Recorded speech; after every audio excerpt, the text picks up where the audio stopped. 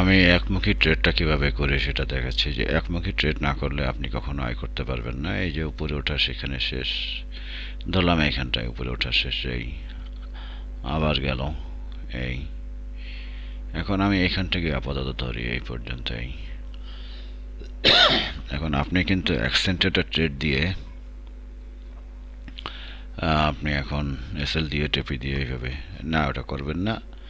এই যে উপরে ওঠা শেষ, এই যে সাদা যে ইয়েটা, এখানটা সেল, হলুদে আবার সেল, হলুদে আবার সেল, সাদায় আবার সেল, এই সব কথা মাথা এক জায়গা হয়েছে, আমি সেল ক্লোজ করে বেরিয়ে আসছি। এবারে যখন এই উপরে ওঠা শেষ করবে তখন এরকম হলুদটা উঠে যাবে, এই বেগুনিটা উঠে যাবে, এই এই যে গোলাপিটা উঠে যাবে এরকম। হ্যাঁ, তাহলে আমার এখন এখানটায় যে সাদাটা এখানে বাই দেখাচ্ছে, এই যে এখানে নেমে গেছিল, এখানে আবার বাই দেখাচ্ছে।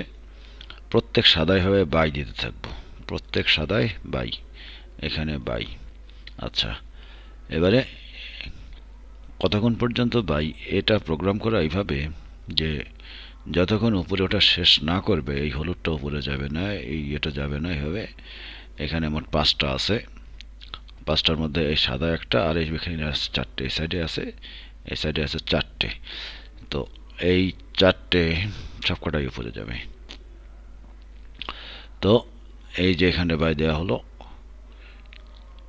এখানে বাই দেওয়া হয়েছে, দ্বিতীয়বার বাই দেওয়া হয়েছে, উপরে যাবে, আবার একটু নামবে, তখন আবার এই সাদা এরকম এইভাবে তৈরি করবে, আবার একটা বাই দেওয়া হবে।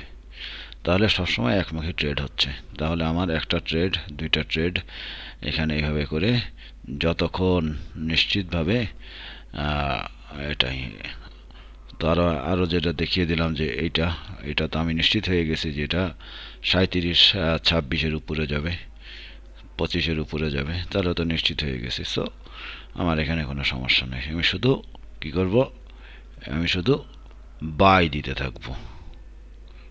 এই যে যত সাদা, মানে আমার এই লাল প্রাইসে আমি বাই দেবো, সাদা প্রাইসে বাই দেবো, মানে বাই ছাড়া কোনো কথা নেই আমার এখন।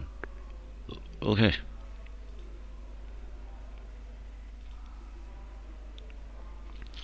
এটা এটা আর একটা বিষয়, এই যে এখানটায় এটা এই উপরে ছাড়া চলে যাবে।